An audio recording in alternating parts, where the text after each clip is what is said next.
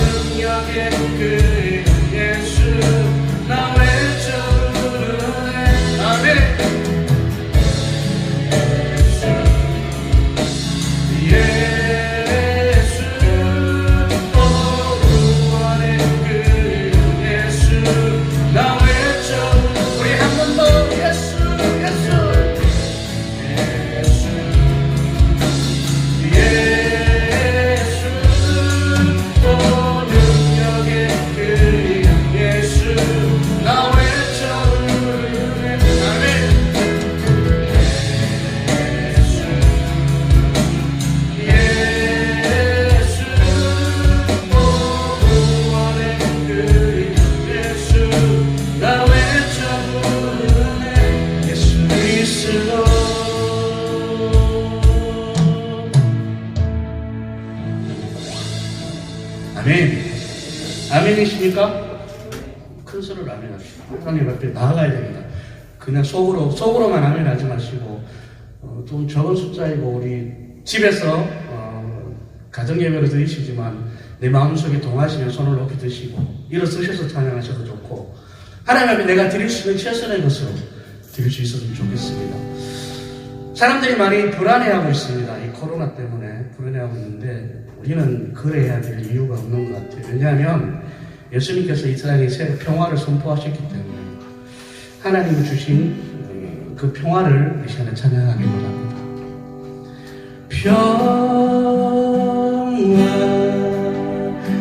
평화로다 하늘 위에서 내려오네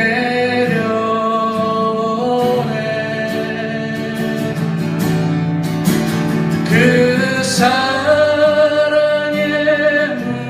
물결이 영원토록 내 영혼을 덮으소서. 우리 같이 합시다. 평화로다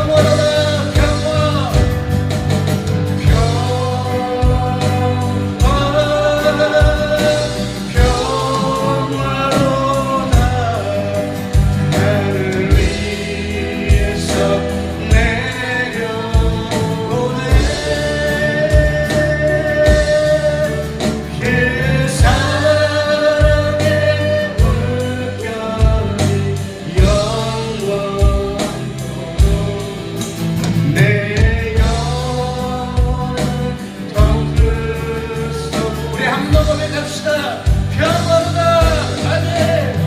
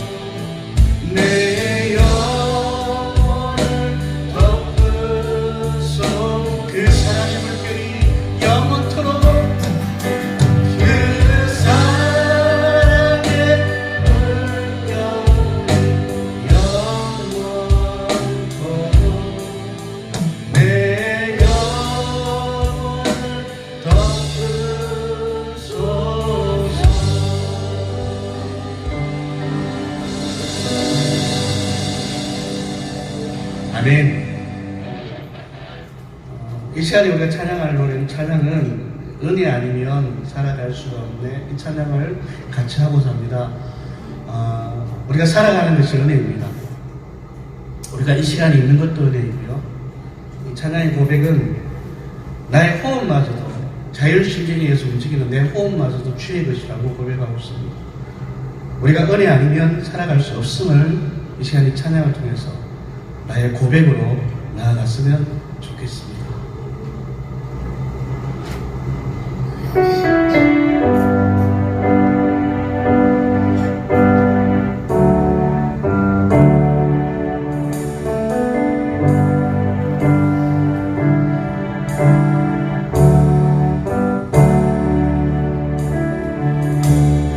은혜 아니면 살아갈 수가 없네. 호흡마저도 다 주의 것이니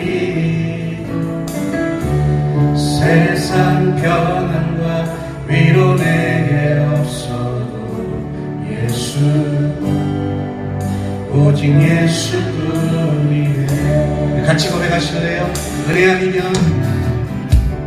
은혜 아니면 살아갈 수가 없네. 호흡마저도 다 주의 것이니 세상 평안과 위로 내게 없어도 예수 오직 예수뿐이네. 크신 계획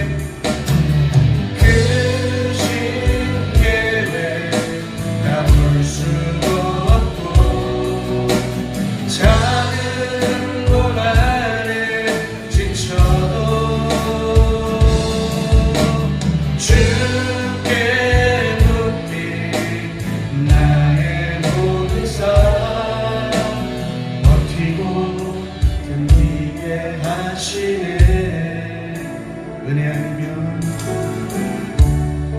은혜 아니면 살아갈 수가 없네. 나의 모든 것 다 주께 맡기니 참된 평안과 위로 내게 주신 주 예수 오직 예수뿐이네. 크신 계획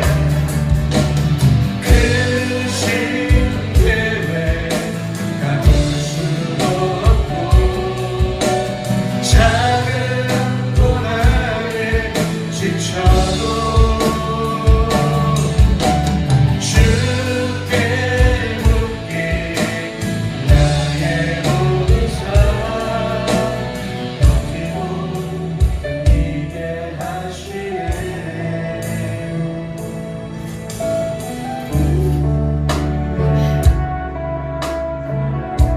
우리가 은혜 아니면 살아갈 수가 없습니다.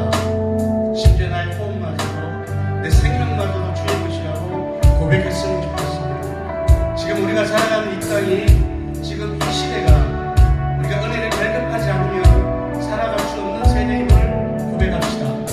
이 시간에 주님이 나가실 때에 정말 내가 은혜 아니면 살 수 없음을 고백합시다. 고백합시다. 은혜 아니면 살아갈 수가 없네. 복음마저도 다 주의 것이니 세상 평안과 위로 내게 없어도 예수 오직 예수뿐이네. 그 신계획 그 신계획 다 볼 수도 없고 작은 고난에 지쳐도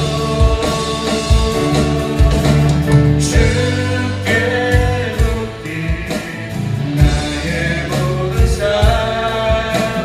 버티고 견디게 하시네.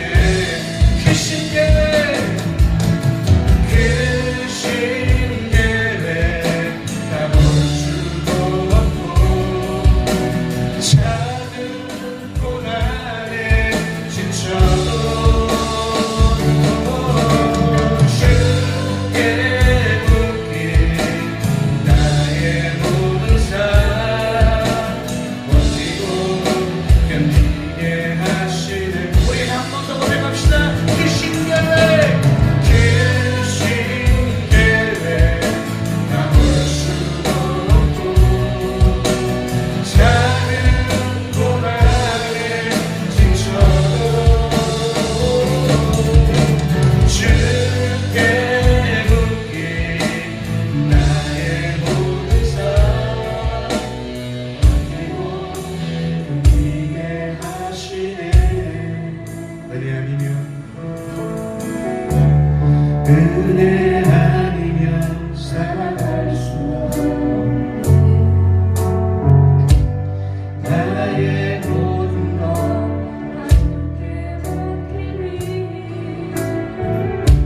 참된 평안과 위로 내게 주시소. 예수 오직 예수뿐이네. 오직 예수뿐이네. 오직 예수뿐이네. 우리 한 번 더 합시다. 오직 예수뿐이네.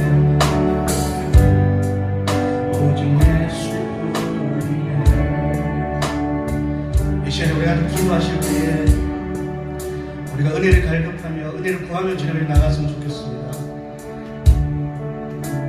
이 코로나 사태가 빨리 해결되어 줄 수 있도록, 잠잠해 줄 수 있도록 하나님 도와주시옵소서. 그렇게 고백하시고요. 하나님, 이 민족이, 이 땅이 주의 은혜가 아니면 살아갈 수 없음을 이 시기를 통해서 알 수 있도록 해달라고 같이 고백합시다. 또한 흩어진 우리 교우들 위해서 고백합시다. 기도합시다.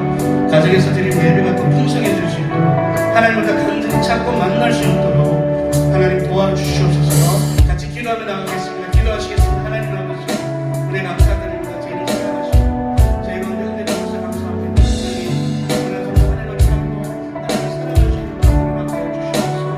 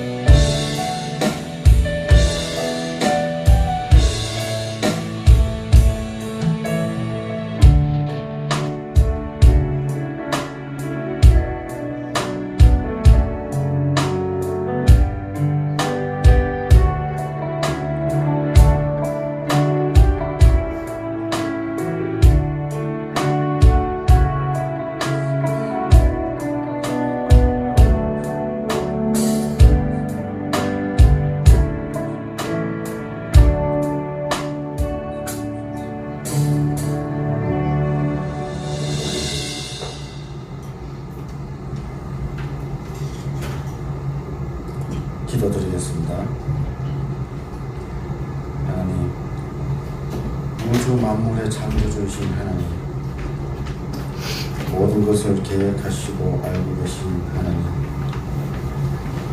진리의 임이신 하나님, 모든 일이 하나님 뜻대로 진리대로 되어짐을 알고 있습니다. 저희들은 그 진리를 알아가고 그 안에 머물 수 있도록 늘 기도하고 예배하고 순종하는 삶을 살 뿐입니다. 또한 하나님은 이미 저희들을 사랑하고 계심을 잘 알고 있습니다. 우리가 하나님을 알고 있는 것만으로도 그 사랑을 받고 있음을 고백합니다. 그 크신 사랑 안에 거할 때 불안함을 떨쳐낼 수 있고 비로소 각자 해야 할 일을 할 수 있음을 알고 있습니다. 지금 질병으로 여러 곳에서 많은 어려움에 처해 있습니다. 이 또한 하나님의 뜻대로 되어짐을 잘 압니다. 단지 하나님 사랑 안에서 아무 염려하지 않고 각자 자리에서 할 수 있는 일을 담대히 해나갈 수 있게 저희들을 긍휼히 여겨 주시옵소서. 특히 심신이 취약하여 위험한 이들과 사회적 혼란 속에 소외되기 쉬운 이들에게 강건함을 가질 수 있게 도와주시옵소서. 하나님은 저희들을 사랑하셔서 늘 소통하기를 원하시고 저희들로 하여금 모든 일을 예측할 수 있도록 하심을 알고 있습니다. 이번 고난에서도 어떤 소통과 무엇을 예측할 수 있게 하실지 깊이 묵상하는 시간 되게 도와주시옵소서. 모든 것에 경외심을 갖고 다시 한번 진리 안에 들어갈 수 있는 삶을 살 수 있게 도와주시옵소서. 마지막으로 영상으로 만나고 있는 우린 가족 공동체 여러분들 모두 함께 예배당에서 예배 드릴 수 있는 날을 고대하며 예수님의 이름으로 기도드립니다.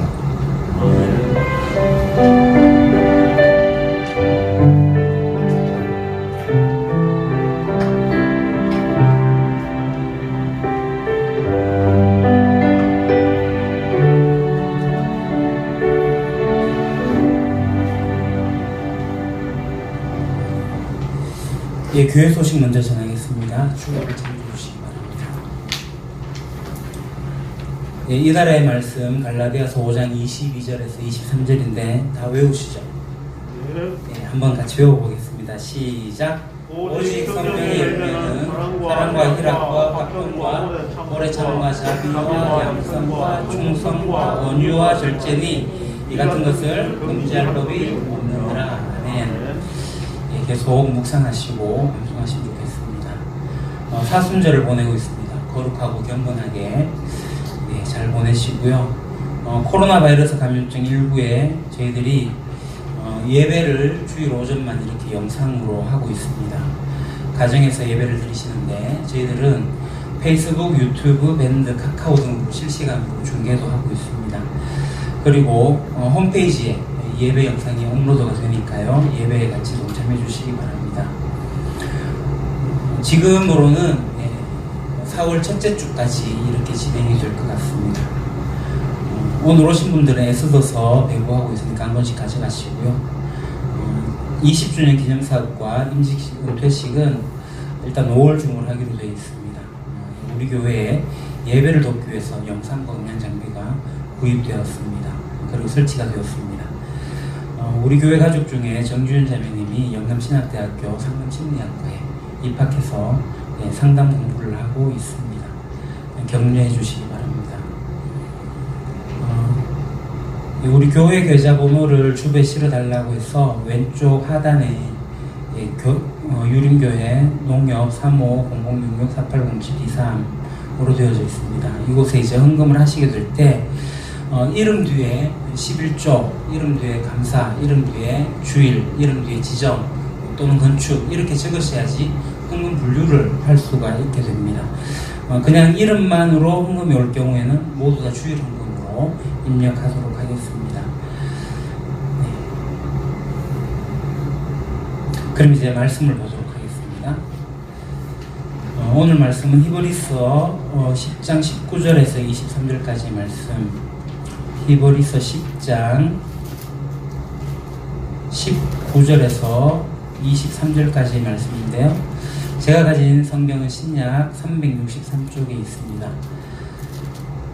10장 19절에서 23절까지 우리 같이 봉독하겠습니다. 그러므로 형제들아, 우리가 예수의 피를 힘입어 성소에 들어갈 담력을 얻었나니 그 길은 우리를 위하여 휘장 가운데로 열어놓으신 새로운 살 길이요 휘장은 곧 그의 육체니라. 또 하나님의 집 다스리는 큰 제사장이 계심에 우리가 마음의 뿌림을 받아 악한 양심으로부터 벗어나고 몸은 맑은 물로 씻음을 받았으니 참 마음과 온전한 믿음으로 하나님께 나아가자. 또 약속하신 이는 믿으시니 우리가 믿는 도리의 소망을 움직이지 말며 굳게 잡고. 아멘. 이 코로나19로 인해서 우리가 사상 초유의 경험을 하고 있습니다. 2주 정도면 끝나겠지라고 생각을 했는데 또 2주가 연기가 되고 다시 예배당에서 예배를 드릴 수 없는 그런 상황이 되었습니다. 우리는 노회와 총회 권고안대로 예배당에서 예배를 드리지 않고 공동체 예배를 가정에서 드립니다. 그러나 예배를 실시간으로 이제 진행을 하기 위해 가지고 음량 방송 장비도 바꾸게 된 거고요. 할 수 있는 모든 것을 동원해서 밴드 라이브, 카카오 라이브, 페이스북 라이브, 유튜브 라이브 다 진행을 하고 있습니다. 지난주 중에 지지난주죠. 은혜의 강, 생명수 강 이런 교회들이 예배하는 가운데 집단 감염이 되면서 먼저 이재명 경기도지사가 예방수칙을 위반한 그런 집단 예배 한 곳 137곳을 행정명령을 내리게 됐죠. 그리고 서울시도 현장 예배를 강행해가지고 확진자가 나올 경우에 치료비, 방역비, 구상권 청구할 거다라고 했고요. 거기에 이어가지고 문재인 대통령도 교회 예배를 제발 좀 중단해달라고 호소를 했습니다.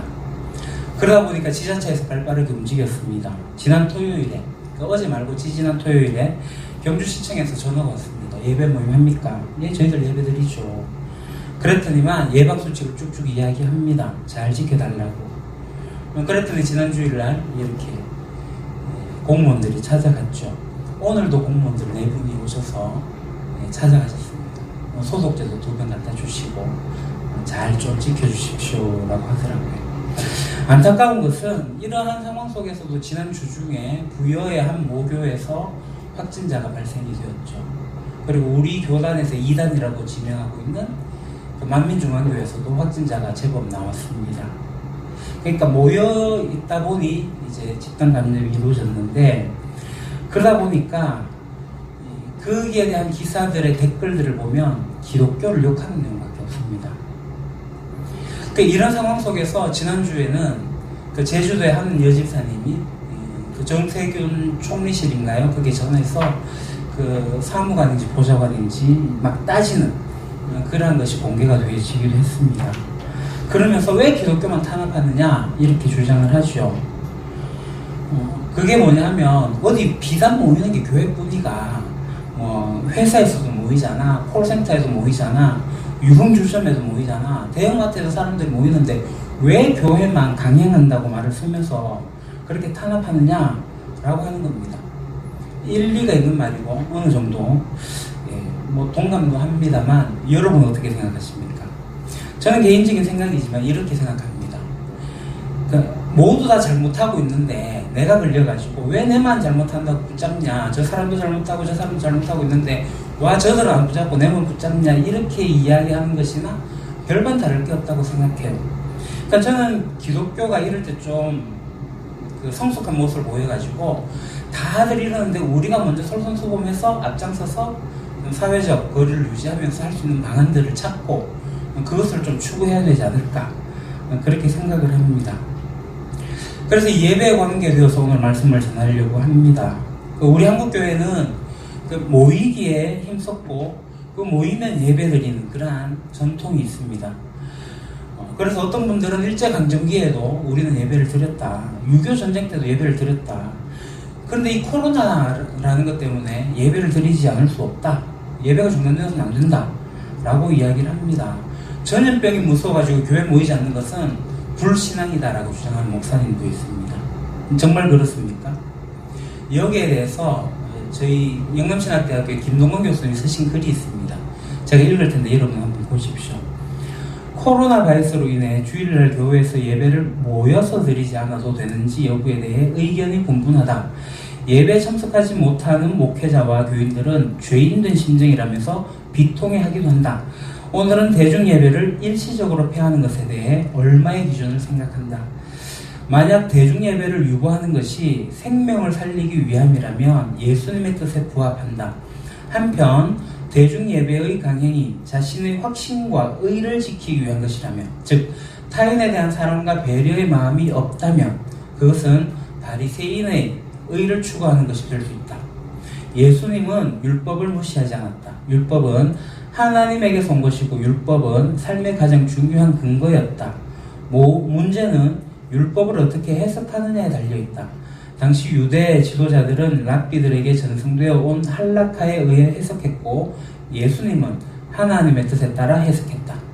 하나님의 뜻 중에서 가장 중요한 것은 생명이다. 예수님은 율법 해석이 생명이라는 하나님의 뜻을 드러내면 받아들였다. 하지만 어떤 율법 해석이 사람을 억압하고 생명을 왜곡할 때는 거부했다. 그러므로 율법에 대한 논쟁은 예수님에게 생명이냐 죽음이냐의 문제였다. 예수님께서 안식일에 손 마른 자를 고쳤다. 예수님이 구경꾼들에게 물었다. 선을 행하는 것과 악을 행하는 것 무엇이 옳으냐? 예수님은 곧이어 다시 물었다. 생명을 구하는 것과 죽이는 것 어느 것이 옳으냐? 당시 안식일 규례는 율법의 준수 중에서도 가장 중요한 것에 속한다. 하지만 예수님께서는 생명 살림을 안식일법의 형식적 준수보다 위에 두셨다. 지금 일부 개신교와 가톨릭 교회가 대중예배와 집회를 일시적으로 폐하는 이유가 코로나19에 의해 사람이 상하는 것을 피하기 위한 것이고 생명을 살리기 위한 것이고 나아가 일반 시민과 공공의 유익을 위한 것이라면 신학적으로 문제가 없다. 또한 대중예배를 모여서 드리는 것을 피하면서 가정에서 혹은 영상을 통해 예배를 드리는 것이므로 예배를 폐하는 것이 아니다. 이는 기독교 초기의 박해시대 혹은 기독교 탄압으로 행해지던 교회 폐쇄와는 다르다. 만약 공권력에 의해 주일 예배가 금해진다면 당연히 목회자와 신자들은 결연히 이에 맞서야 할 것이다. 일부를 가져온 건데 저는 여기에 공감을 합니다. 이것이 맞는 말이기도 합니다.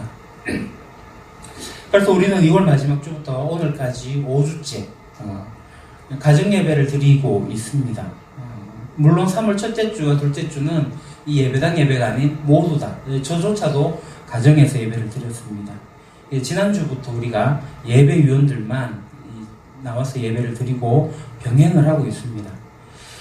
그러니까 시청 직원들이 전화 와서 또 찾아와서 예배 드리느냐 할 때 예배 드린다. 우리 예배 못 드릴 것은 없습니다. 예배당에서 모여서 예배 드리는 것, 그리고 가정에서 예배 드리는 것. 우리의 삶은 예배 연속이기 때문에 예배는 지속적으로 되어져야 됩니다. 그러니까 예배 드리지 마라 라는 것은 탄압인 거죠. 그러니까 예배를 자제해달라는 것도 사실은 탄압의 한 부분이라고 생각합니다. 그러니까 예배를 자제해달라는 얘기는 예배를 드리지 말라는 게 아니라 모여가지고 공공의 질서를 파괴할 수 있을 만큼의 집단적인 그 예배를 조금 자제해주고 다른 방안을 대체해달라, 이런 완곡한 표현이 더 맞을 거라고 생각을 합니다. 그래서 저희들은 어쩔 수 없이 가정에서 예배를 못 드리는 사람들이 있기 때문에 저는 오셔도 무방하다고 생각합니다. 그래서 제가 이제 우리 교인들에게 전체 문자 메시지를 보냈어요.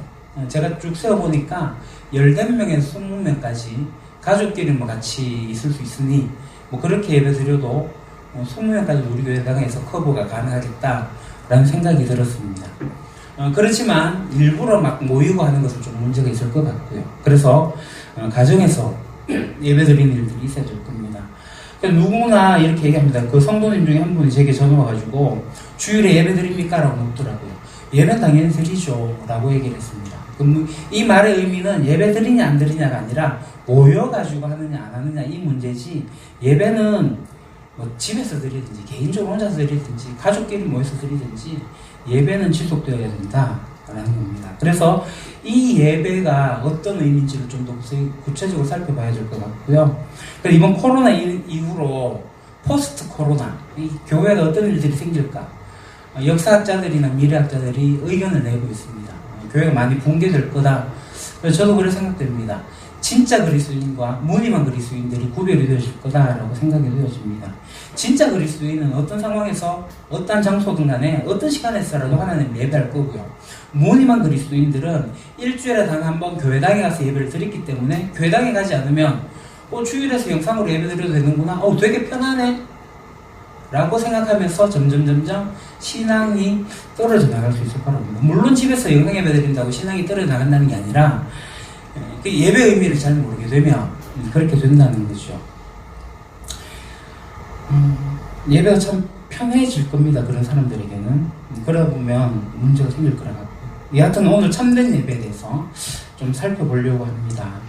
오늘 본문 19절을 보겠습니다. 그러므로 형제들아, 우리가 예수의 피를 힘입어 성소에 들어갈 담력을 얻었나니. 성소에 들어갈 담력을 얻었다.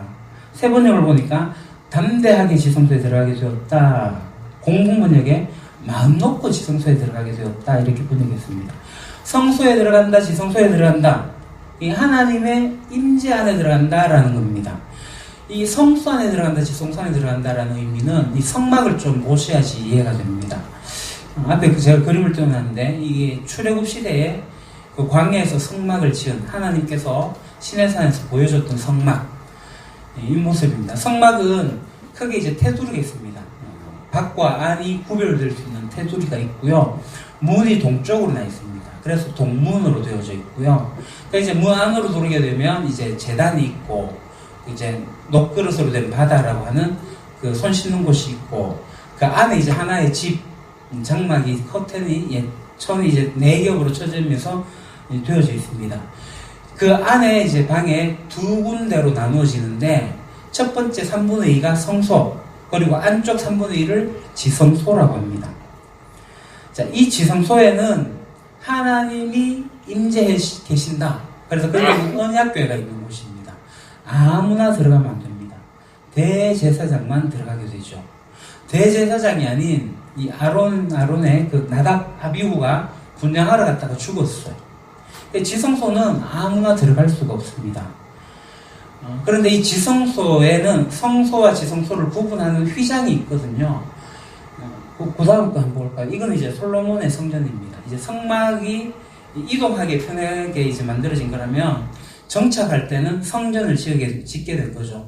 다윗이 성전을 짓고 싶었지만 그 아들 솔로몬 때에 성전이 지어졌습니다. 역시 같은 규격입니다. 안으로 들어오면은 번제단도 있고, 이 바다라고 하죠. 둥근 손 씻는 곳이 있고, 그래서 집이 있는데 안으로 들어가면 갈려져 있습니다. 좀 미미하게 보이지만 그 4번이라고 적혀있는 저곳이 안에 이제 성소와 지성소를 구분하는 건데요. 그 다음 페이지를 봅시다. 안쪽을 보면 이렇게 되어 있습니다.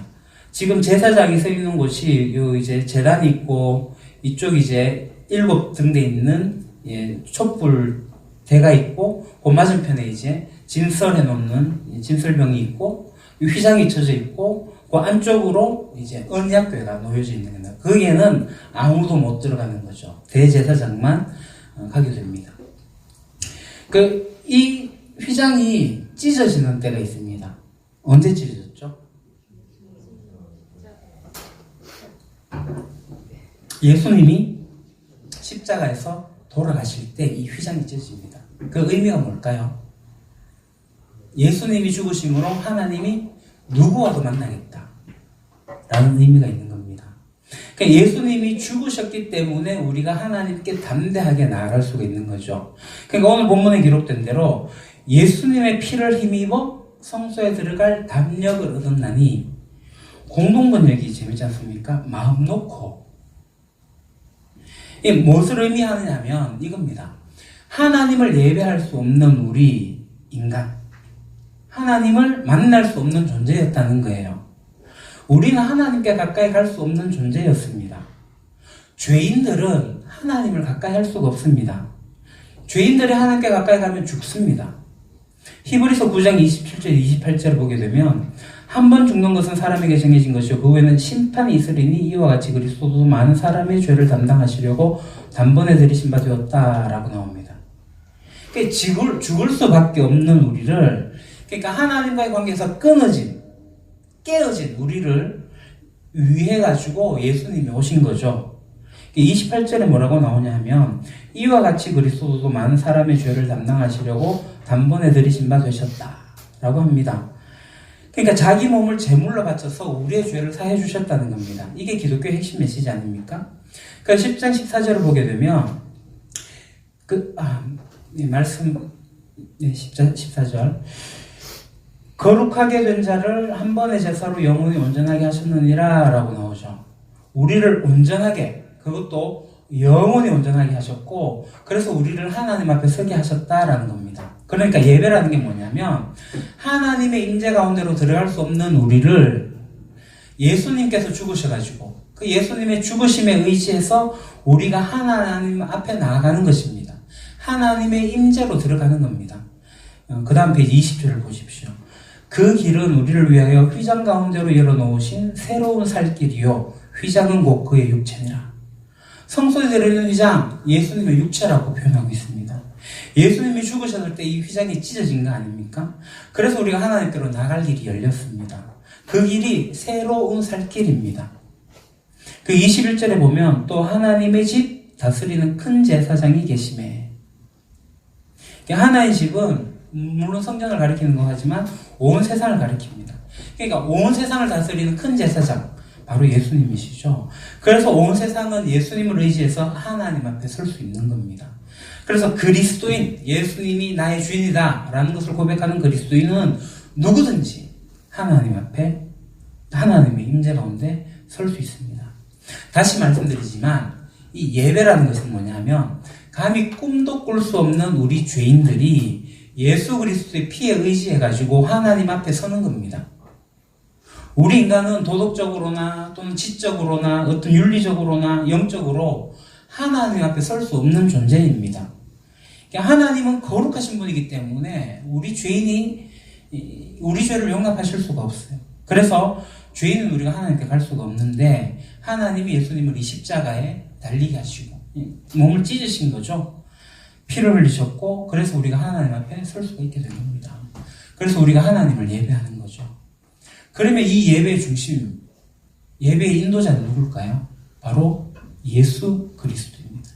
오늘 왜 예수님에 대한 찬양을 했지 않습니까? 예수의 이름. 예수님이 없으면 예배는 성립되지 않습니다. 그래서 예배 가운데 예수 그리스도는 굉장히 중요한 위치에 있습니다. 예수의 힘에 의지해서 예수님 때문에 우리가 하나님을 예배할 수 있기 때문에 그렇습니다. 자, 여러분 우리 지금 예배를 드리고 있지 않습니까? 가정에서도 예배를 드릴 텐데 여러분 예배 드림이 기쁘십니까? 하나님을 대면하고 하나님의 임재 가운데 있는 이 예배가 여러분들에게 어떤 의미로 다가오십니까? 하나님 앞에서 내가 단독자로 서게 될 때, 또 이 공동체로 모여가지고 하나님 앞에 서게 될 때, 이게 얼마나 여러분들의 기쁨으로 다가오십니까? 때로는 예배가 식상하고, 예배가 무미건조하고, 예배가 재미없다. 제가 그랬어요, 저도. 그럴 때도 있었습니다. 근데 이 예수 그리스도의 비밀을 알고 나서 이 예배가 그럴 수 없구나라는 걸 알게 되었습니다. 하나님을 독대하는 그 자리가 바로 이 예배의 자리입니다. 그래서 진짜 온 우주 만물을 창조하신 그 초월적인 하나님을 내가 만나는 귀한 시간, 얼마나 큰 감격입니까? 그래서 우리가 하나님을 예배하면서 정말 감격에 빠진 예배, 기쁨으로 드리는 예배, 그 예배를 드리면 좋겠습니다. 물론 이 예배는 우리가 이렇게 공동체로 모여서 예배 드릴 수 있지만 각 가정에 모여서 가족끼리 또는 개인적으로도 예배를 할 수가 있습니다. 지금 이제 코로나19로 인해서 제가 서두에 말씀드린 것처럼 이 세상은 자제해달라고 합니다. 이 자제해달라는 얘기는 공동체로 모이는 걸 좀 조심해달라 이 얘기인데요. 우리가 이런 공동체로 모여서 예배 드릴 수 있긴 하지만 각 가정에서 개인적으로 충분히 예배를 드릴 수 있기 때문에 예배를 자제한다거나 예배를 중단한다거나 이런 말을 사용할 수가 없습니다. 만약에 여러분들이 개인적으로 내 예배가 중단이 되었다.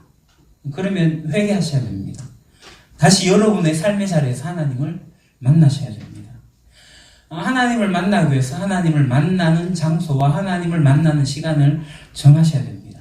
골방에 들어가셔가지고 개인적으로 하나님을 만나셔야 됩니다. 누구에게도 방해받지 않는 정말 그 시간을 정해서 그 장소에서 하나님을 만나십시오. 하나님 만나서 하나님 찬양하고 하나님께 기도하고 하나님을 묵상하고 하나님을 예배하십시오. 그냥 큐티하는 식으로 그냥 말씀 읽고 기도하는 것으로 끝내지 말고 예배하면서 내 앞에 계신 하나님께 찬양도 드리고 이거 좀 만나십시오. 찬미의 제사. 그래서 누구에게도 방해받지 않는 나만의 공간, 그곳에서 하나님을 깊이 만나시면 좋겠습니다. 하나님과 대면하시고 하나님 품에 안기십시오. 그렇게 하루를 시작을 하게 되면 그 일상이 참 복될 거라고 생각합니다. 실제로 저도 그렇게 살아가고 있고요. 과거의 저의 모습은 목회자로서 새벽 기도 무조건 참석했죠. 의무적으로. 담임 목사님이 모든 교육자는 앞쪽에 앉아요. 그리고 모든 교인보다도 일찍 오고 모든 교인보다도 늦게 자리를 뜨라. 최소한 1시간 반, 1시간 반 새벽 기도에 끝나고 30분 앉아서 나가라. 이렇게 명까지 하셨어요. 그러다 보니까 자더라도 괜찮다. 와서 앉아서 지켜라. 라고 이야기를 하셨죠. 그렇게 지켰습니다. 그게 나쁜 건 아니지만 저는 굉장히 그것이 형식적이었다. 무의미한 건 아니지만 굉장히 종교의 요식 행위였다라고 생각을 합니다. 기도하는 건 중요합니다만 그게 누구에게 보이기 위해서 당신들이 목회자니까 교육자니까 성도들보다는 더 해야 되지 않느냐는 보이기 위함으로 그걸 하면 저는 무의미하다고 생각합니다. 왜 그 가식적인 위선적인 모습을 교인들에게 보여야 됩니까? 그러나 하나님을 정말 만나는 거 굉장히 중요합니다. 저는 우리 유림에 와서 정말 그 시간을 알차게 만들고 있습니다. 하나님을 예배하고 하나님께 제 노래를 드리고 그렇게 경배합니다. 그래서 제가 2년 전에 주기도문 강의하면서 그때 굉장히 쉬운 멜로디로 하나님을 예배하는 주기도송을 만들었습니다. 그러니까 저는 그걸 계속 부릅니다. 우리 아이들도 멜로디가 익숙해가지고 따라하기도 하는데요. 제가 한번 불러볼까요? 네. 하늘에 계신 우리 아버지 주의 이름 거룩히 여김받으소서. 주의 나라 이곳에 임하소서. 주의 뜻이 이 땅에 이루어지이다. 이래 찬양하면서 하나님 만나요. 하나님의 임재 가운데 그렇게 들어갑니다. 하나님의 이름을, 하나님의 나라를, 하나님의 뜻을 위해서 기도하고 나갑니다. 그런데 이 그리스도인이라고 불려지는 사람들이, 하나님의 백성이라고 불림 받는 사람들이 이 하나님의 임재 가운데 들어가서 하나님을 바라보지 않습니다. 이 예배 가운데 들어가서 하나님께 집중하지 않아요. 딴짓하는 경우도 있습니다. 요즘 코로나로 인해서 가정에서 인터넷 또는 TV를 통해 예배 드릴 경우에 그러죠. 말씀드린 실시간 예배를 보면서 딴짓하는 거예요. 커피 타러 가고 과자 먹으면서 간식 먹으면서 엎드려서 누워서 여러분 하나님의 임재 앞에 설 수 없는 존재를 그 서게 했는데 하나님을 만나는 그 자리를 하찮게 여기는 거예요. 하나님의 임재를 무시하는 행동을 합니다. 다시 말씀드리지만 예배라는 것은 하나님 앞에 서는 겁니다. 그래서 그분께 집중하는 게 예배입니다. 그래서 개인적으로 예배할 때 정말 중요한 거 어느 누구에도 방해받지 않는 나만의 시간, 나만의 장소가 필요한 거죠. 그걸 정하셔가지고 정말 세상의 모든 소를 차단하고 하나님께 집중해 보십시오. 그게 하나님을 예배하는 겁니다. 이게 좀 어렵긴 합니다만은 근데 결단을 하고 하시면 배타적인 시간, 배타적인 공간을 내가 만들겠다 작정을 하시고 하면 작심삼일이 되긴 하겠지만 지속적으로 하게 되면 그게 가능해집니다. 그게 우리의 습관이 될 수 있도록 여러분들 하시면 좋겠어요. 계속 나란 존재를 하면 좀 게을러지고 나태해지지 않습니까? 채찍질 하셔야 됩니다. 내가 해야지. 내가 하나님 만나야지. 저도 쉽지 않았습니다. 이 매일같이 지속적으로 불가능하기도 했습니다. 그래서 이게 의무적으로 발달했어요. 그냥 해치운다라는 말이 맞을 것 같습니다. 그냥 해치웠어요. 그러면서 하루가 빠지고 이틀도 빠지기도 했습니다. 그러면 하나님의 임재 가운데 살아가지 못하는 제 모습들이 발견되어져요. 그렇기 때문에 하나님을 예배하는 거 굉장히 중요한 것 같습니다. 자, 우리에게 필요한 게 있는데 22절을 보겠습니다. 네. 우리가 마음의 뿌림을 받아 악한 양심으로부터 벗어나고 몸은 맑은 물로 씻음을 받았으니 참 마음과 온전한 믿음으로 하나님께 나아가자. 하나님께 어떻게 나아가죠? 참 마음과 온전한 믿음으로. 공동번역에 보니까 확고한 믿음과 진실한 마음으로 하나님께 가까이 나갑시다. 세 번역에 확고한 믿음을 가지고 참된 마음으로 함께 나갑시다 라고 나와요. 참 마음이 뭘까요? 예레미야 31장에 보게 되면 하나님께서 새 언약을 하시는데요. 그 새 언약이 뭐냐면 곧 내가 나의 법을 그들의 속에 두며 그들의 마음에 기록하여 나는 그들의 하나님 되고 그들은 내 백성이 될 것이라 하는 거예요. 에스겔 36장 26, 27절을 보게 되면 또 내 새 영을 너희 속에 두고 내 새 마음을 너희에게 주되 너희 육신에서 굳은 마음을 제거하고 부드러운 마음을 줄 것이며 또 내 영을 너희 속에 두어 너희로 내 율례를 행하게 하리니 너희가 내 규를 지켜할지라 라고 나옵니다. 하나님은 자기 백성에게 새 마음을 창조하시겠다. 그 약속을 하시는 거예요. 그 새로운 마음을 창조하신다. 그러니까 예수 그리스도의 피로 정결케 되어진 깨끗한 양심, 진실한 마음, 그것을 주시겠다는 거예요. 이게 참 마음입니다. 이 참 마음을 가지고 하나님께 나가는데 뭐가 함께 나가느냐 하면 온전한 믿음이죠. 온전한 믿음, 그게 뭐예요? 하나님의 은혜로 예수 그리스도께서 구속하여 사역을 이루신 이 놀라운 일들을 받아들이는 게 우리 믿음 아닙니까? 예수 그리스도에 대한 신뢰, 예수 그리스도에 대한 확실성, 그걸 가지고 나가는 게 믿음 아닙니까? 그 믿음과 우리의 참 마음을 가지고 하나님께 나가는 거예요. 그러니까 믿음과 마음을 가지고 하나님께 나가는데 선행되는 조건은 뭐예요? 22절에 보니까 우리가 마음의 뿌림을 받아 악한 양심으로 벗어나고 몸은 맑은 물로 씻음 받았다. 그러니까 뿌림을 받았다. 예수님의 보혈로 뿌림을 받았다라는 거죠. 예수님의 보혈로 뿌림을 받게 되면 어떻게 돼요? 악한 양심으로부터 벗어나게 되는 거예요. 새 마음이 창조되는 거죠. 그리고 몸은 맑은 물로 씻었다. 이 세례를 의미하는 겁니다. 그래서 대제사장인 예수 그리스도로 하여금 우리가 하나님 옆에 나아갈 수가 있게 되는 거예요. 이 본문에서 우리가 눈여겨봐야 될 게 뭐냐면 동사가 3개가 나오는데 이게 다 수동태로 되어져 있어요. 다 이루어진 거고 하나님께서 하셨다는 거예요. 하나님께서 이미 다 하셨으니까 우리는 어떤 자세, 어떤 태도로 해야 되는 거예요? 예배 시간에 구경하면 됩니까? 예배를 본다라고 하는데 본다라는 표현은 맞는 거 아니에요. 예배는 드리는 거예요. 예배 구경할 수가 없지 않습니까? 예배는 하나님 우리에게 어떤 일을 행하셨는지 그것을 우리가 믿고 그리고 진실한 마음을 가지고 하나님께 나아가는 거예요. 정말 우리가 하나님 예배해야 되지 않습니까? 의무감으로 예배하시는 분은 없으시죠? 내가 교회에서 맡은 게 있는데 예배 참석해야지. 내가 그래도 이 정도 급인데 누구에게 보이기 위해서 내가 예배 참석해야지. 이런 건 아니잖아요. 정말 예배드리고 싶어서 하나님을 만나고 싶어서 예배드리는 저와 여러분들이 되길 바랍니다. 하나님의 진리를 바라보게 될 때, 하나님 하신 일들을 우리가 묵상하게 될 때, 그래서 우리가 믿음으로 반응하고 그것이 우리의 신실한 마음을 가지고 나아가게 될 때 지성소로 나아간다라고 하는 겁니다. 이게 예배의 실제죠. 혼자 드릴 때도 마찬가지입니다. 이런 마음으로 예배 드리십시오. 예배 드리고 싶지 않을 때가 있습니다. 지겨워. 지겨워 아니라 지치고 힘들고 막 그럴 때 내가 예배할 수 있을까?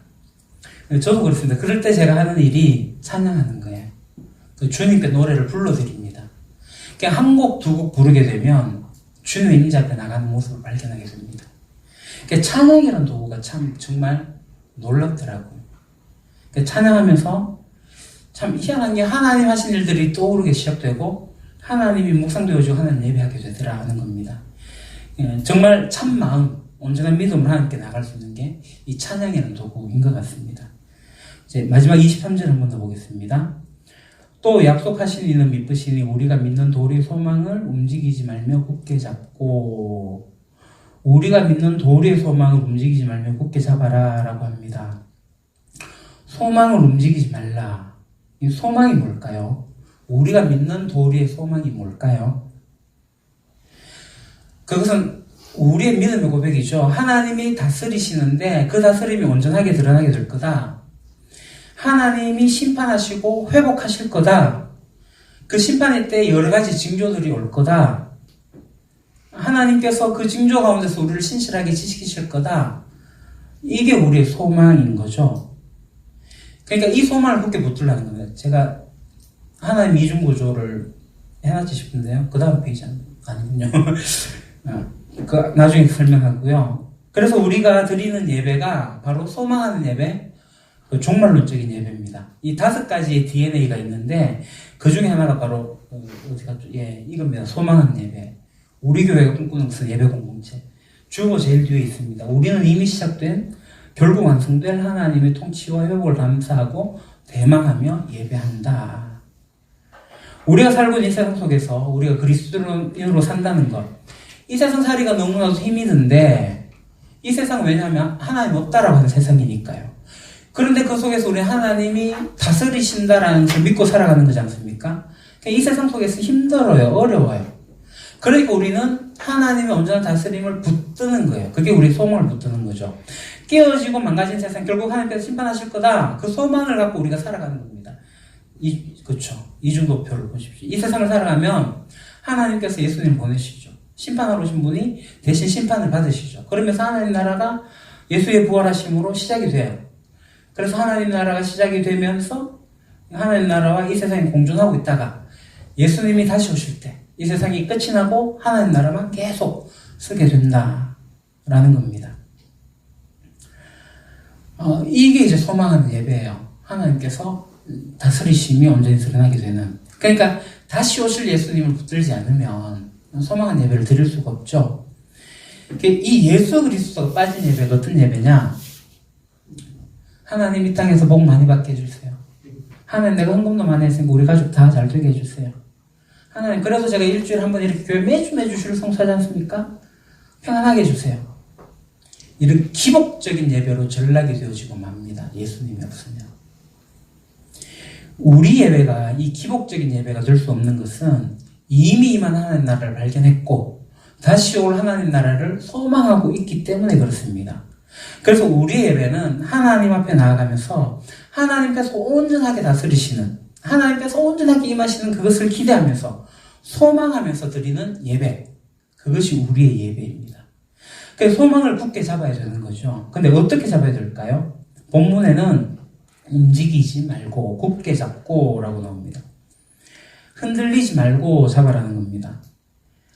우리가 살아가다 보면은 어려운 일도 있고 위기 같은 것이 있고 지금처럼 코로나로 인해서 오게 되면 흔들려요. 이 흔들릴 때마다 우리가 어떻게 해야 돼요? 굳게 잡아야 된다는 겁니다. 일상의 삶 속에서 우리가 많이 흔들리잖아요. 또 신앙이 어린 사람들도 많이 흔들려요. 기초가 제대로 놓이지 않는 사람들은 흔들려요. 신앙이 성숙했다라고 하는 사람들도 흔들리는데요. 그럴 때 우리가 무엇을 해야 되느냐? 소망을 굳게 잡아야 되는 겁니다.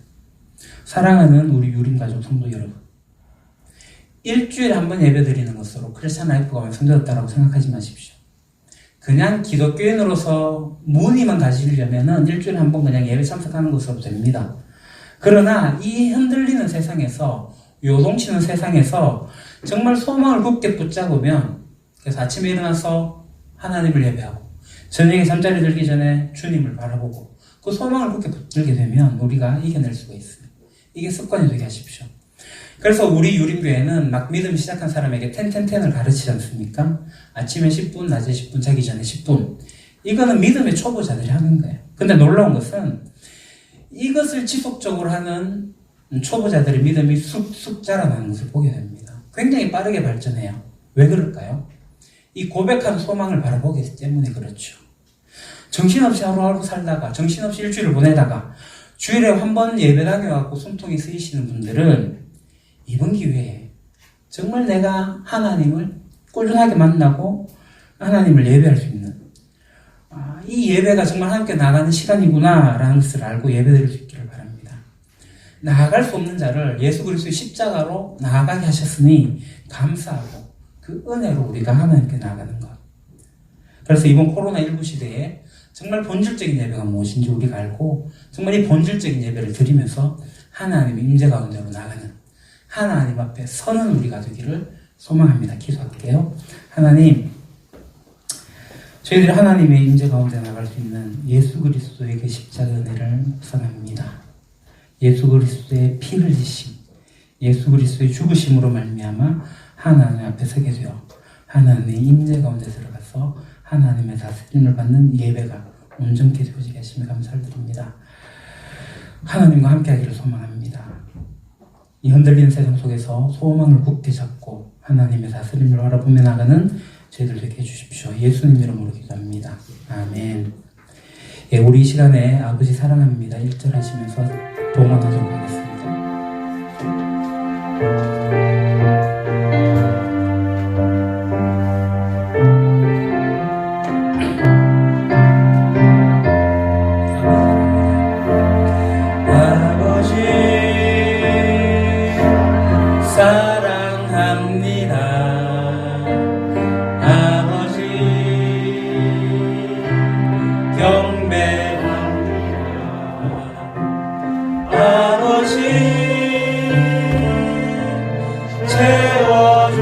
채워주소서 당신의 사랑으로.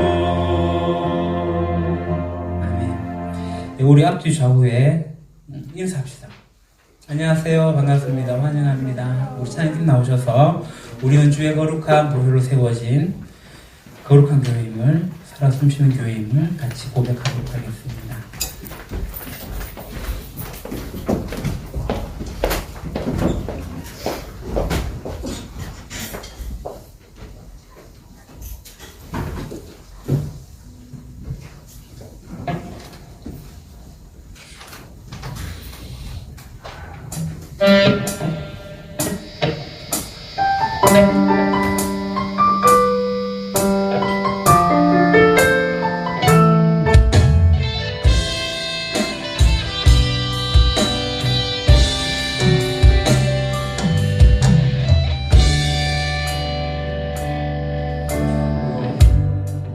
주의 거룩한 보혈로 세워진 살아 숨쉬는 교회,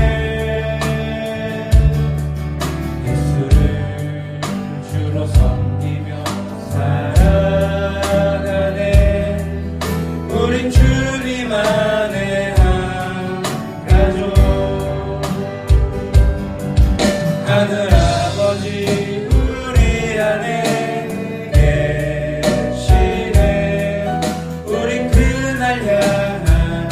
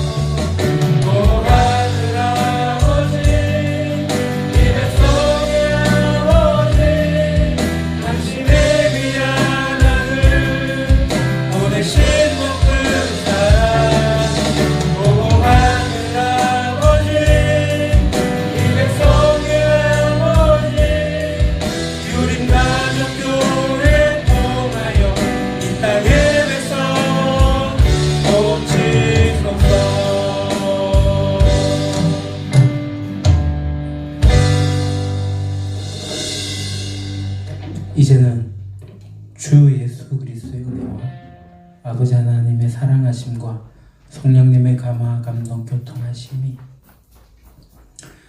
많은 사람의 죄를 담당하시려고 단번에 십자가를 지시고 그 핏부림으로 담대하게 지성소로 나가게 하신 예수 그리스도를 바라보며 하나님의 임재 가운데서 하나님을 목도하며 하나님을 예배하기로 다짐하는 여기 모인 주의 백성들, 우리 유우림 교회 가족 위에 이 코로나로 힘든 이 세상 위에 영원토록 함께 하시기를 주 예수 그리스도 이름으로 간절히 축원하옵나이다. 아멘.